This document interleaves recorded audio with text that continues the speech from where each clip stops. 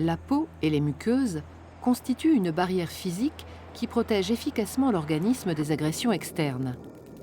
Il arrive cependant qu'à la suite d'un traumatisme ou d'une infection, lésions cutanées, brûlures, intrusions bactériennes, fongiques ou virales, des microcorps étrangers parviennent à la franchir. Lorsque la barrière de la peau est franchie, l'organisme fait appel à des acteurs capables de lutter contre l'envahisseur. En effet, des cellules sentinelles de l'immunité veillent. Circulant dans le sang ou la lymphe, ou résidant dans les tissus, les globules blancs qu'on appelle leucocytes sont capables de détecter les corps étrangers.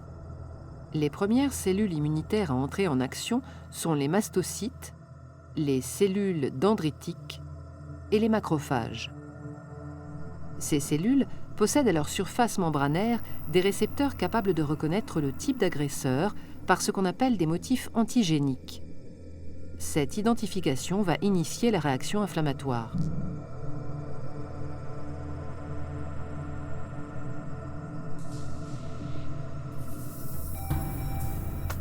Après contact établi avec l'antigène, la cellule sentinelle libère des médiateurs chimiques, véritables signaux d'alerte pour l'ensemble du système immunitaire.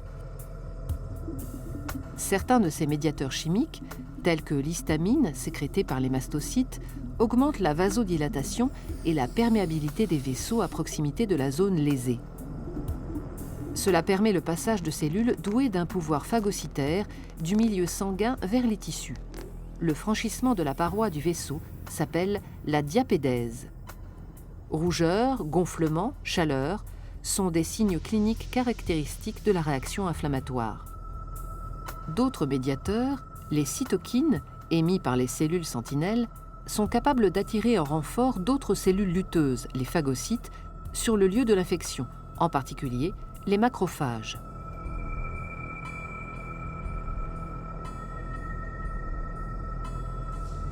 Leur pouvoir phagocytaire leur permet de neutraliser activement le micro-organisme étranger et ainsi d'endiguer sa prolifération.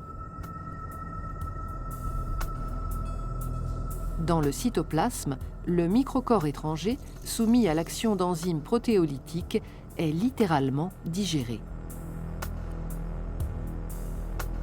La plupart des résidus issus de cette digestion sont rejetés.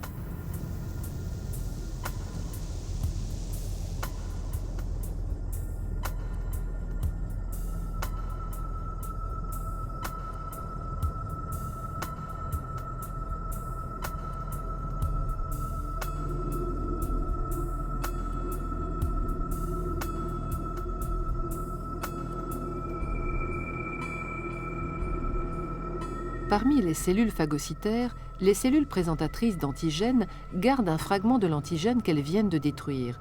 Elles l'exposent à la surface de leur membrane plasmique. Dans le cas d'une aggravation de l'infection, ce fragment qu'on appelle peptide ou déterminant antigénique deviendra l'un des éléments déclencheurs de la réaction de nouveaux acteurs, les lymphocytes.